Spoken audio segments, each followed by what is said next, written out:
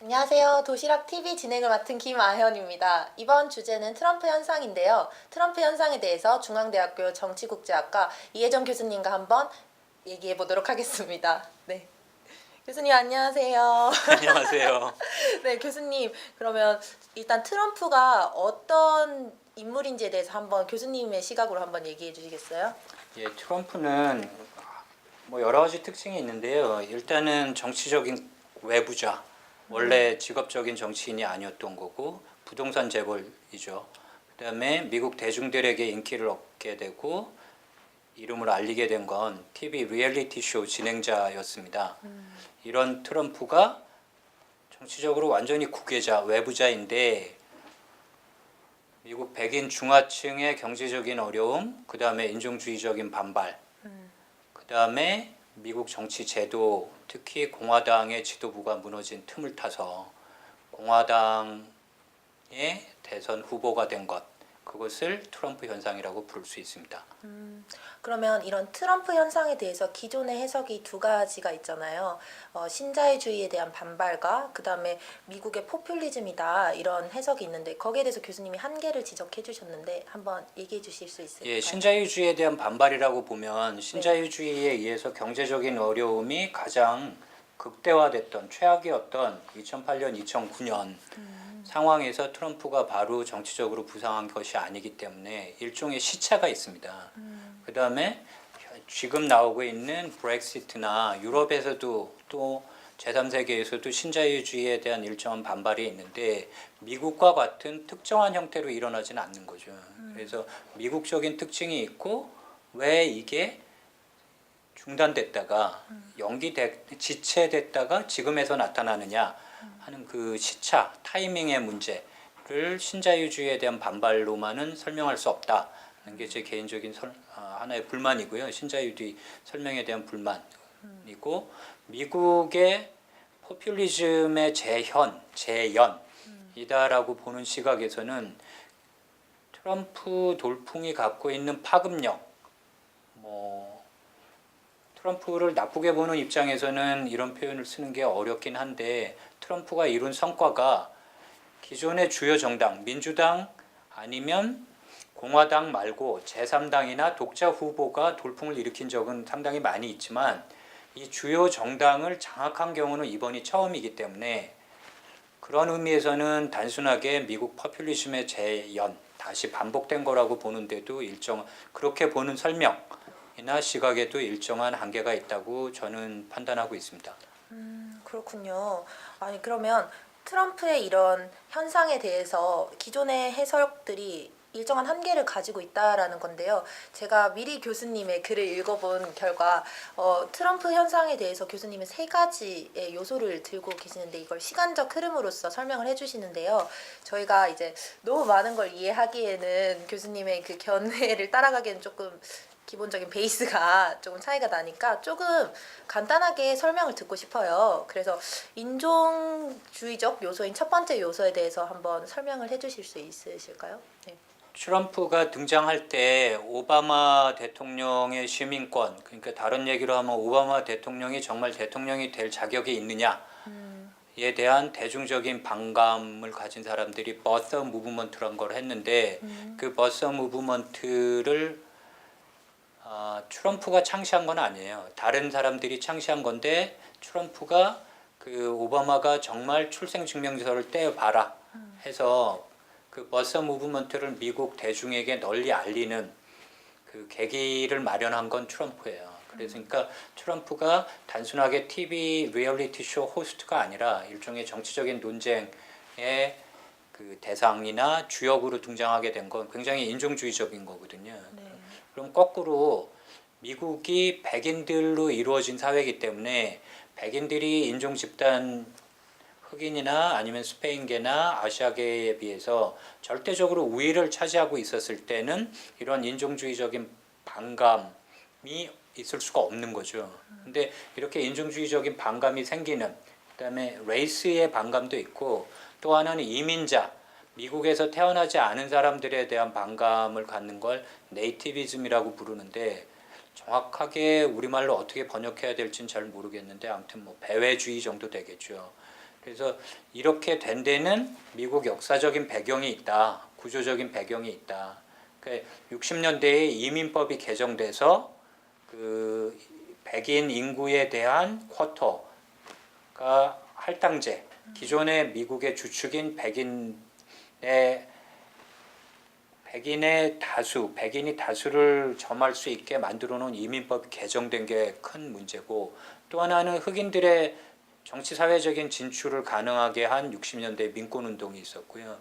그다음에는 경제적인 세계화 아니면 지구화가 되면서 이민이 굉장히 많아진 거죠. 이민이 많아졌기 때문에 인종적인 요소에서 백인들이 느낄 수 있는 반감의 요소가 굉장히 큰 거고, 흑인 대통령이 들어서서 백인 중하층의 경제적인 어려움을 무시하는, 아니면 그들이 봤을 때 맞지 않는 의료보험 개혁을 한다든지 또 월가의 금융에 대한 구제금융을 한다든지 이런 데 대한 반감이 합쳐져서 그 배경을 결국은 트럼프가 이렇게 정치적인 돌풍을 일으킬 수 있는 인종주의적인 배경이라고 저는 보는 겁니다.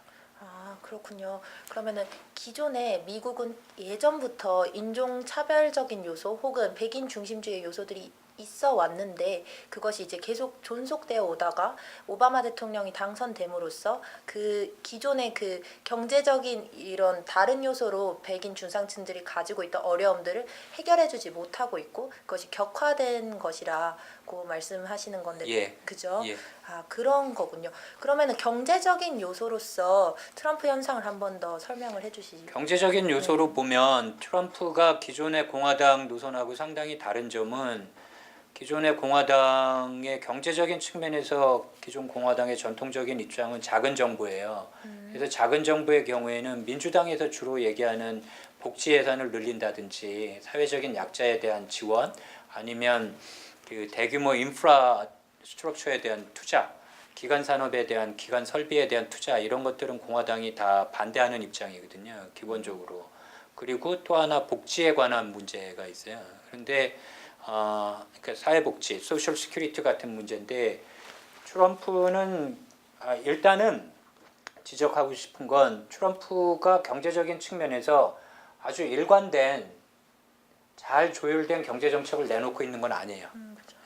그렇죠. 그래서 그 대신 백인 중하층, 계급적 아니면 경제적으로 어려움을 겪고 있고 인종적인 이민자에 대한, 아니면 그러니까 백인이 아닌 유색 인종에 대한 인종적인 반감을 받고 있는 그런 트럼프의 핵심 지지층에게 어필할 수 있는 요소는 일단 이민 정책을 강력하게 제한하겠다는 것, 그게 있고요. 그 다음에는 경제적으로 보면 전통적인 공화당 노선하고 다른 바는 연금 부분, 그 다음에 기존의 국가가 해주던 소셜 시큐리티는 그대로 유지하겠다는 거예요. 근데 그저는 이거를 줄이는 게 공화당의 입장이거든요. 그 다음에 부동산 재벌이기 때문에 부동산에 대한 인프라스트럭처 투자는 내가 누구보다도 잘할 수 있다. 이것도 기존의 공화당의 경제 정책하고는 일정하게 다른 부분이에요. 그런데 마구 섞여 있어요. 그래서 최근에 한 얘기는 자기가 취임을 하면 미국 정부를 줄인다. 그래서 공무원을 신규 임용을 안 하겠다라는 얘기를 하기도 했죠. 그래서 그 다음에 부자 감세를 확실하게 하겠다. 그래서 부자들에 대한 이제 감세. 근데 중산층까지 다 포함해서 부자 감세를 하겠다, 이런 건 전통적인 입장인데, 그렇지 않은 입장들도 많이 섞여 있어요. 그러니까 기존의 공화당 후보들이 해왔던 주장에다가 그렇지 않은 주장들까지 더해져서 트럼프의 경제 정책은 일관성으로 이렇게 설명하기가 어려운 부분이 없잖아요. 일단은 뭐 트럼프에 대한 여러 가지 비판 중에 정책적인 측면에서 비판은 구체적인 정책을 잘 안 내놓고 각각의 정책들이 충돌하거나 모순하거나 그 정책들이 실현 가능한지가 제대로 검증이 안 되는 정책이 많은 거죠. 그래서 가장 큰 거는 그 자유무역에 대한 반대잖아요. 네. 그래서 트럼프가 계속 출마의 변, 일종의 내가 이제 대통령 후보에 나간다라고 하는 연설에서부터 강조했던 건, 자기가 경제인으로서의 성공한 경험이 있기 때문에 트럼프가 잘하는 건 뭐냐, 협상을 잘한다라고 계속 주장해요. 그래서 기존의 나프타, 뭐 모든 WTO, 뭐 한국과의 그 자유무역 협정, 이런 것들이 미국인들, 특히 미국의 중산층들에게 불리하게 협정이 돼 있다. 이것들을 내가 대통령이 되면 다 미국에게 유리하게 그 구호가 이제 미국 제일, America First. 그러니까 글로벌리즘이 아니라 America First에 맞게 새로 협상할 수 있다 이렇게 얘기를 하는데 구체적으로 어떻게 협상을 할지에 대해서는 사실은 아무런 대책이 없는 거죠. 그냥 그 관세를 중국에 대해서 엄청난 관세를 매기겠다 이런 얘기도 하는 거고요. 여기서 의문이 하나 드는 게 보통은 FTA와 같은 자유무역 협정은 미국의 주도로 이루어진 거고 미국이 주도한 세계 질서이다라는 시각이 많은 학생들에게 그런 식으로 인식이 되고 있을 텐데 트럼프가 보는 자유무역 협정이 문제인 이유, 그러면 미국 중산층들이 그에 대해서 반발을 가지는 이유에 대해서 한 번 더 상세하게 설명을 해주실 수 있을까요? 트럼프의 네. 지지층이 누구냐 하는 거는 네. 그 실증적으로 또 따져보면 고소득자 경우에도 트럼프를 지지하는 사람이 있고 그다음에 트럼프의 막말이나 이런 거에 대해서 여성 혐오나 아니면 반이민 정서에 동의하지 않는 사람들 중에서도 사실은 트럼프를 지지하는 사람이 있어요. 근데 이건 왜 이러냐면 공화당원이기 때문에 어쨌든 트럼프가 공화당 대통령 후보니까 자기는 공화당원이기 때문에 당연히 민주당 후보 힐러리 클린턴은 찍을 수 없고 당에 대한 충성, 정체성이 중요하니까 트럼프를 계속 민다 이런 사람도 있는데 트럼프 돌풍의 주역은 공화당 예비 경선 과정에서 트럼프를 지지한 사람들이거든요. 그런 지지자들의 프로파일, 그 사람들이 어떤 사람들이냐 하면 백인이고 중하층이고 그 고등학교만까지만 나온 사람들 이런 사람들이에요. 근데 이런 사람들의 경우에는 자유무역에 의해서 큰 피해를 봤다고 오히려 생각하는 사람들이기 때문에 그러니까 해외로 공장들이 다 이전하고 그럼 그 이전에 있었던 뭐 가장 대표적인 게 러스트 벨트라고 하는 중서부에 있는 자동차 그 제조업체들이 다 외국으로 다 빠져나간 거거든요. 그래서 이 사람들이 중산층의 생활을 느끼다가 제조업에서 금융으로 미국 경제 중심이 바뀌고 그러면 대기업이 이득을 보는 거죠. 그리고 이 고등학교만 나와서 착실하게 포드 자동차 아니면 크라이슬러 자동차에 다니면서 그 자동차 조립하는 컨베이어 벨트에서 굉장히 높은 임금을 받던 사람들이 여러 가지 요인이 있는데 직업이 없어지는 거예요. 그러니까 그건 기술적인 진보에 의해서 오토메이션 자동화가 돼서도 없어지고 그다음에 공장 자체가 해외로 이전돼서도 없어지고 그래서 이들의 불만이 자유무역을 해서 미국의 경쟁력 있는 분야, 지적재산권, 뭐 그다음에 금융 분야 이런 건 미국의 경쟁력 있죠. 그다음에 다국적 제약회사, 그냥 다국적 제약회사들의 특허권을 많이 인정해주고 이런 건 다 잘 사는 사람들이 계속 잘 사는 거예요. 그런데 그 경제적으로 어려운 사람들에게 자유무역이 해준 게 뭐가 있느냐? 이 사람들의 직장이 다 자유무역 때문에 해외로 나왔고 이거를 뭐 공화당의 지도부는 물론 민주당에서 미국의 기성 질서가 다 이렇게 해왔다. 그러니까 이 기성 질서 전체를 바꿔야 되고 기성 질서가 어떻게 움직이는지는 내가 제일 잘한다. 그래서 이게 독단적인 리더십이 있는 거죠.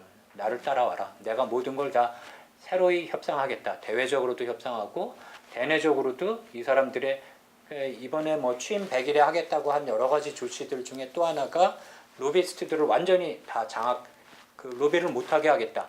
돈 있는 사람들이 워싱턴이나 정부를 좌지우지하는 걸 못하게 하겠다. 이런 구호도 내놓고 있는 거거든요. 이런 구호들은 경제적으로 어렵고 인종적인 불만이 있는 사람들, 그 다음에 뭐 민주당은 말할 것도 없고 공화당이 지금까지 그 유권자들의 어려움을 전혀 그 어려움을 해소할 수 있는 정책을 내주지 못했다고 느끼는 사람들에게는 굉장히 열광적인 지지를 받을 수 있는 요소들이 있는 거죠. 그러면 이제 정치적 측면, 제도적 측면에서 한번 제도적 측면은 네. 미국 안에서 미국의 기성 질서에 대한 반발은 뭐 인종적인 것도 있고 경제적인 것도 있고 계속 있었어요. 그래서 인종적인 반발은 이민자들에 대한 반발은 19세기 중반부터 보통 시작됐다고 하거든요. 그래서 그때 나왔던 게 No Nothing Party라고 해서 그 No Nothing 실질적으로 그때는 아이리시계가 이민 오는 거에 대한 반발이에요. 그 이전에는 앵글로 삭슨계가 많이 왔어요. 앵글로 삭슨계는 프로테스탄트 개신교고 아이리시나 그 독일계는 천주교죠. 캐톨릭이죠. 근데 우리 입장에서는 뭐 개신교나 천주교나 그게 뭐 어떻게 많이 다를까 그러는데 이 앵글로색슨 개신교 프로테스탄트 입장에서는 후발주자로 이민 오는 사람들에 대한 상당한 이제 그 배척이 있어요. 이걸 네이티비즘이라고 그러는데 이 네이티비즘은 그때부터 시작된 거예요. 그리고 경제적으로 보면 19세기 후반에 산업화가 진행되다가 그때도 19세기 후반에 이제 경제적인 불평등이 심화되는 때가 있어요. 그래서 이때 파퓰리스트 파티하고 미국의 사회당이 19세기 후반 20세기 초에 제3당의 돌풍을 일으켜요. 그래서 정치적인 측면에서 양당 체제에 대한 도전은 계속 있어 왔어요. 그리고 이런 민중주의적인 아니면 그 선동가적인 데마고그들이 미국의 기성 질서에 대한 반발을 했던 건 가장 큰 거는 대공황 때죠.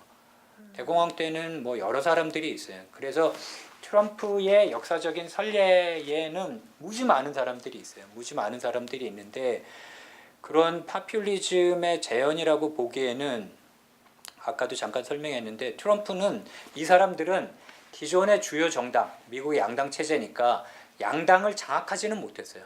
한 번도.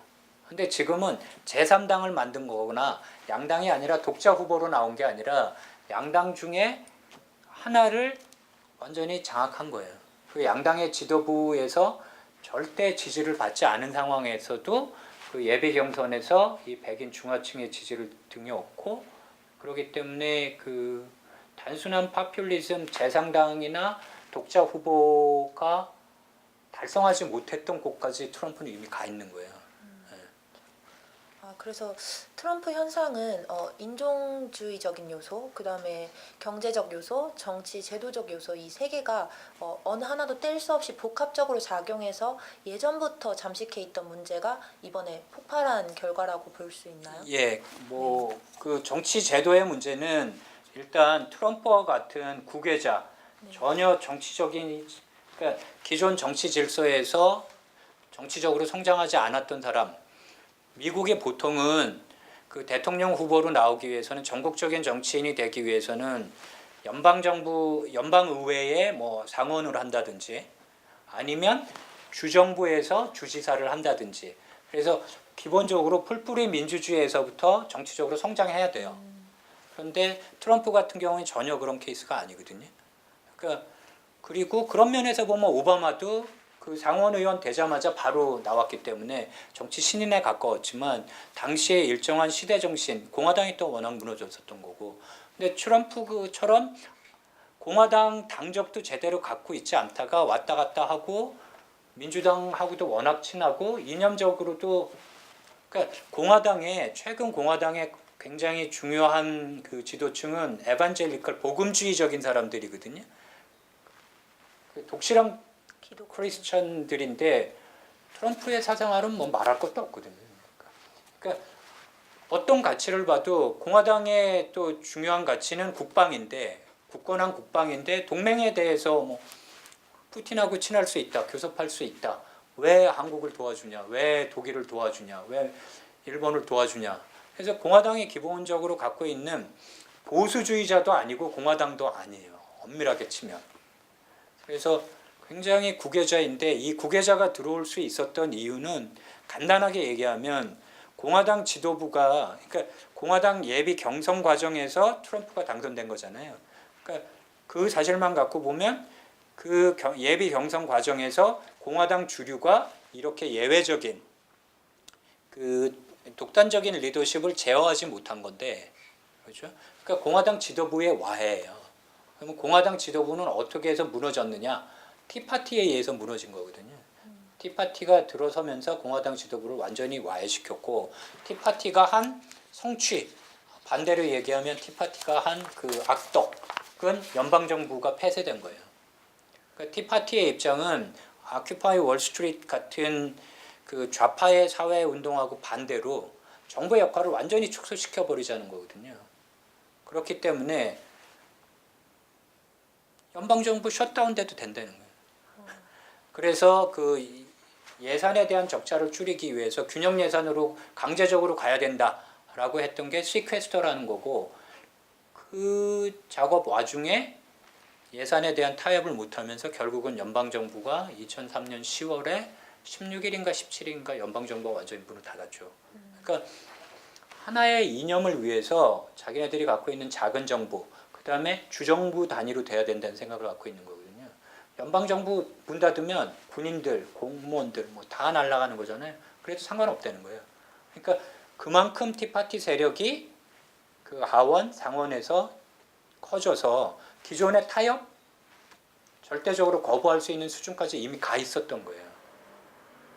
이런 단계이기 때문에 공화당 지도부가 와야 된 상태였으니까 트럼프와 같은 굉장히 돈키호테와 같은 사람이 독단적이고 권위주의적이고 어떤 사람은 뭐 파시즘적인 리더십이라고도 얘기를 하는데 학자들의 경우는 파시즘은 아니라고 해요. 근데 내 얘기는 내가 강조하는 바는 그렇게 되는 데는 공화당 지도부가 이미 무너져 있기 때문에 그렇게 트럼프와 같은 사람이 정치적으로 부상할 수 있었다. 그리고 무너진 것의 결정적인 증거는 사실은 2013년에 이미 그렇게 된 거고 2015년에 하원 의장을 쫓아내거든요. 그 티파티 세력이. 그렇게 세 가지 요소가 경제적인 요소, 인종주의적인 요소, 그다음에 정치적인 제도가 작동하지 않는 점, 기성 제도가 망가진 것, 특히 공화당 지도부가 무너진 점, 이 세 가지 요소가 트럼프의 정치적인 부상을 가능하게 했다라는 게 이제 내 해석입니다. 그렇군요. 그러면 이제 트럼프 현상과 마찬가지로 이번 2016년에 화두되고 있는 현상이 샌더스 현상이라고 할 수 있는데요. 교수님이 트럼프 현상 중에 하나의 요소로 지목하셨던 것이 경제적 요소인데요. 이 또한 경제적인 요소에서 출발한 현상이라고 할 수 있는 부분이 많은데요. 그러면 샌더스 현상 같은 경우에는 트럼프 현상이 약간 신자유주의에 대한 이제 반발이 격화돼서 나온 현상이라고 한다면 같은 의미에서 나온 현상이긴 하지만 조금 더 나은 사회라던가 양극화를 줄일 수 있는 사회로서의 그 분수령이 될 수 있지 않나라는 생각을 하는데요. 교수님께서는 샌더스 현상에 대해서 어떤 시각으로 바라보세요? 샌더스도 기본적으로 네. 그 경제적인 어려움을 겪고 있는 사람들, 노동자 계층하고 샌더스는 뭐 자기가 사회주의자라고 계속 얘기하던 사람이니까 그래서 신자유주의의 경제적인 폐해에 대한 그 중산층 아니면 중하층의 반발이 상당히 큰 거고요. 그 다음에 신자유주의가 단순하게 경제 정책만 아니라 그 정치 경제가 섞여 있는 거잖아요. 그러니까 그 클린턴 정부 이래 신자유주의를 추진하면서 월가에 대한 지원, 월가에 대한 규제는 풀어주고 결국은 이번에 그 금융위기가 났을 때 월가는 구제금융을 해주고 근데 이 구제금융에 대한 반발이 상당히 많았는데 월가의 개혁이 일정하게 프랭크 나드 액트라는 거를 통해서 됐어요. 그런데 그 월가에 대한 규제가 미흡하다라고 생각하는 사람이에요. 그래서 그 민주당 안에서 조금 더 진보적이고 극단적으로 월가에 대한 규제를 강화해야 된다고 하는 그러니까 민주당 정부도 그 경제적인 어려움이 있는 유권자들에 대한 일종의 맞춤형 정책을 제대로 못 내놨거든요. 그리고 지금 힐러리 클린턴이 빌 클린턴의 부인이기 때문에 이쪽에서 보면 지금의 경제적인 어려움을 어디까지 올라가냐면 계속 올라가면 레이건 때부터 올라가지만 사실은 빌 클린턴의 책임도 크다 이렇게 얘기하는 거거든요. 그래서 경제 위기가 난 다음에 미국 의회에서 청문회를 했어요. 이 경제 위기의 원인이 뭐냐? 그래가지고 뭐 모든 사람들을 다 불러내서 하고 그런 뭐 따로 인터뷰하고 이런 것 중에 하나가 의회에 나와서 증언을 한 건 아니지만 빌 클린턴이 자기가 디레귤레이션 규제, 탈규제를 한 것이 지금 와서 생각해 보면 잘못했다라고 생각한다. 뭐 이렇게 얘기를 하는 거예요. 그러니까 민주당 안에서도 조금 더 급진적인 개혁을 바라는 사람 입장에서는 힐러리는 못 찍는 거예요. 그죠. 네. 그래서 민주당 그리고 특히 나이는 제일 많은데 지금은 이제 75세가 된 것 같은데 계속 74세였다가 만으로 75세가 된 것 같은데 뭐 68세, 69세, 70세, 75세 뭐 이렇게 세 사람이 되잖아요. 그런데 나이는 제일 많은데 젊은 사람들한테는 역설적으로 제일 인기가 있었던 거죠. 그래서 대학 등록금 무료로 해야 된다 이런 것들이 그러니까 그 중산층 신자유주의가 갖고 온 여러 가지 경제적인 폐해 중에 하나가 미국 젊은이들이 갖고 있는 그 등록금 빚이에요. 그 부채에 대한 그것도 파고 들어간 요소 중에 하나고. 근데 반대를 하는 사람들은 싱글 이슈 캔디디다 이런 표현을 하거든요. 월가 규제 말고는 무슨 정책이 있느냐. 대통령이 골고루 여러 가지를 해야 되는데 대외 정책에 대해서도 식견이 너무나 부족하고 이건 이제 힐러리 클린턴을 지지하는 사람들이 샌더스를 이제 비판할 때 가장 많이 하는 얘기예요. 월가 규제도 상당히 지금 개혁이 진행된 상태이기 때문에 월가를 그딴 식으로 규제한다고 해서 미국이 경제가 돌아가는 거 아니다. 그다음에 이제 자유무역에 대해서도 거의 자유무역 반대는 트럼프나 샌더스나 비슷한 상황이에요. 비슷한 상황인데 경제적으로는 비슷한 측면이 많은데 그 대신 그 민주당은 기본적으로 백인뿐만 아니라 다양한 소수 인종들이 모이는 정당이기 때문에 그 반민 이민이라든지 무슬림들을 입국하지 못하게 하겠다든지 뭐 멕시코 국경에 벽을 쌓겠다든지 뭐 이런 정책에 대해서는 절대 반대죠. 그런 면에서는 반대이기 때문에 그 차이가 분명히 있어요. 인종주의적인 차이도 있고 그 다음에 민주주의에 대한 일정한 존중에서도 차이가 있죠. 그렇지만 경제적인 어려움이 샌더스의 지지자들과 또 트럼프의 지지자들을 만들어낸 것 그것은 분명해요. 근데 이제 내가 강조하고 싶은 건 경제적인 어려움만의 그 요소 하나에 의해서 트럼프가 탄생한 건 아니다. 다른 요소들도 같이 복합적으로 작용했기 때문에 트럼프 현상이 나타난 거다. 그걸 복합적으로 봐야 된다는 게 내 주장이고요. 지금 미국의 트럼프 현상과 대선을 살펴보면은 한국의 정치와 상당 부분 유사점이 또 보이기도 하는데요. 일단 경제적 양극화, 정치적 양극화, 그리고 이제 트럼프라는 인물과 현상적 측면보다는 구조적인 문제로서 이걸 바라보니까 한국에도 또한 또 다른 트럼프가 등장할 수 있을 것 같다라는 예측을 할 수 있는 것 같습니다. 교수님께서는 항상 학생들이 행복했으면 좋겠다고 말씀하시곤 하셨는데 대한민국 상황 또한 행복을 위한 구조적 뒷받침이 되기 어렵다고 보는 사람들이 많습니다. 한국의 트럼프가 나오기 전에 구조적인 변화가 시급하다고 생각하는데요. 교수님께서는 우리나라에는 어떠한 변화가 동반되어야 제2의 트럼프를 막을 수 있다라고 생각하시는지요? 일단 경제적인 불평등 지수를 여러 가지를 살펴보면 네. 우리가 미국에 전혀 못지 않거든요. 그래서 일단 경제적인 불평등의 문제는 상당히 심각한 상태인데 어찌됐든 미국은 그 경제적인 불평등 문제에 대해서 자유무역에 대한 반감이 민주당, 공화당 양쪽에서 적어도 정치적인 어젠다가 되긴 한 거죠. 그래서 트럼프를 긍정적으로 평가하기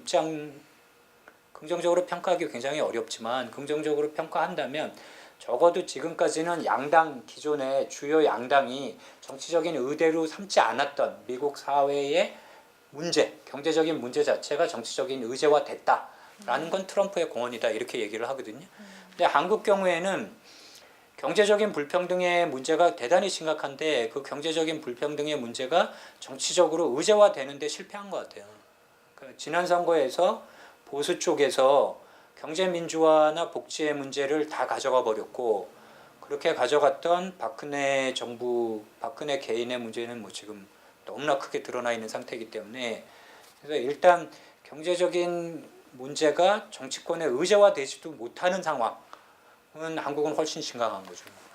그다음에 정치적으로 보면 정치적인 리더십의 문제인데 현재 박근혜 대통령의 문제는 트럼프와 힐러리의 문제를 합해서 곱하기 1000 한 것보다 훨씬 심각한 상황이에요.